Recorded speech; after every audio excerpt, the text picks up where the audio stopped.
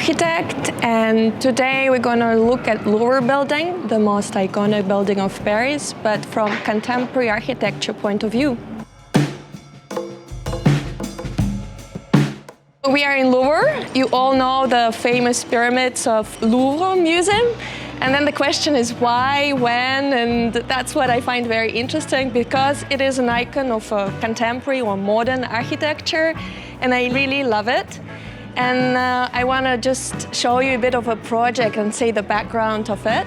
Architect who did the renovation of Grand Louvre. Grand Louvre is the moment where all this palace, the building, became an open public museum. That's already something because before there was a Ministry of Finance.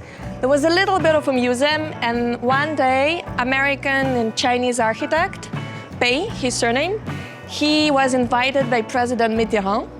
He was very concerned about the culture and image of France, so he wanted this architect to make a big renovation of Louvre and to make it the biggest museum of Paris.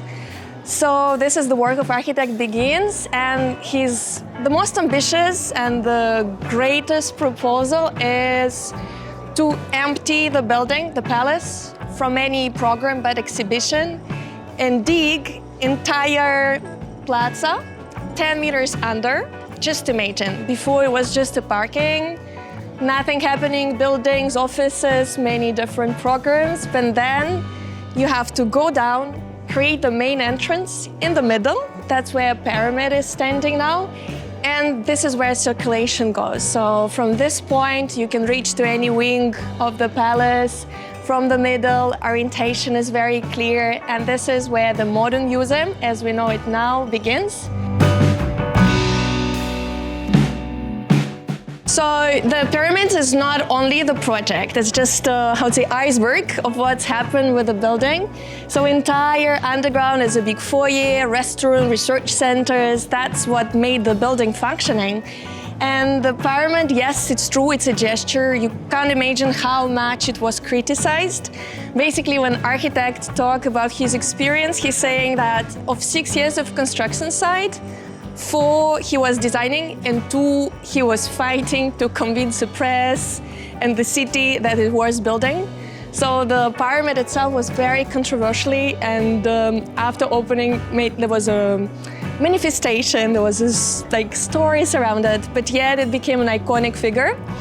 And pyramid, actually, interesting fact that its proportions are taken from Giza pyramid in Egypt. It's a lot of mystical speculation around it, but basically it's just perfect. So it's a perfect example. It's a stable figure. It's very iconic, and it's so strong that it still can compete and be natural with this palace architecture. That time, to make such a transparent pyramid was a challenge. And then once it was built, the funny story is that community, like people from Paris, continued to criticize it, and the point of critics was that cleaning was very difficult. So they have an alpinist climbing to clean it, but then they developed a little robot, especially for this pyramid, to clean the glass so it can see through.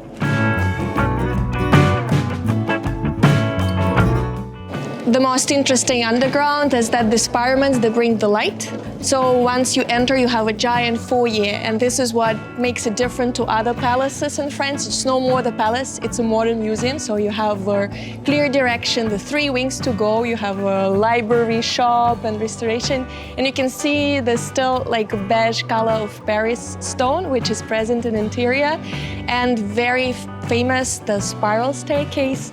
This is all architects upset about it because it's ideal, it's perfect, it's super contemporary, but it goes back in the history of spiral stairs in the ancient times. So this is a really icon of modern technology in the past. This project was commissioned by President himself, by President Mitterrand. He commissioned it to American Chinese architect Pei, and usually the project of this scale and this importance to the city, they go through the public tender, through the competition, and this is how the way it should go. But in this case, it was almost a private project of the president. In the sense, I can understand it because it's such a historical building, so to do something in here, it will take ages, decades to actually build, excavate, because it's also an archaeological site. And that's why actually we have this project, and it was built in quite a short time. But then it's an interesting story because nowadays it wouldn't be possible.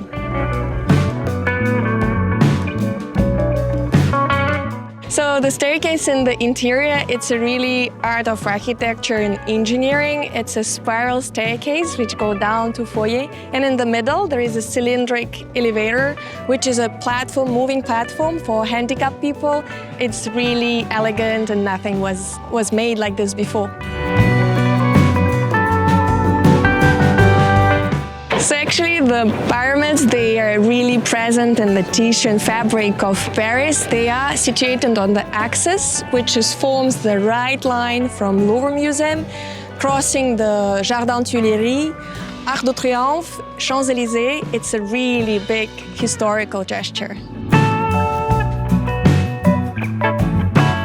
Actually, what is interesting is that to make this pyramid so light and so weightless, it's a structure how it's made. Actually, all the building on the construction is made by French firms, and all the materials and production are from France. But what was produced externally, it's the structure which supports the pyramid. It's a firm which specializes on yachts and so this nuts and trusses you can see. So it's a really masterpiece that it's so light and so transparent. Also, interesting story about the glass that it needed to be transparent because you can really see through. It's very important. And usually when the glass is structural, it can be slightly green when it reflects, so it can be totally different visuals. And then that was a problem. An architect, he asked the biggest French firm, production glass, to produce very transparent one for this pyramid. And they said no, it's too complicated, we don't do this. And if you do thousands of this, then maybe we'll reconsider. He understood, okay, he explained it to the client, to the president, that we might also order this glass somewhere else. Okay, green light. He asked the German company, they accepted the challenge, but French, Saint-Gobain, they didn't take it. So they took it very personal and they accepted the project. So that's what we see now, the super transparent glass. Actually, there are two more Louvre exist in the world. One is in France, is a sister museum of Big Louvre. It's in Lens, designed by Japanese architects. And the second one is Louvre Abu Dhabi. This building is built by French architect, and it's a different institution, but they bought the naming. Also, they leased several art objects of Grand Louvre in Paris, and they also work closely with the research and curator team of this one in Paris.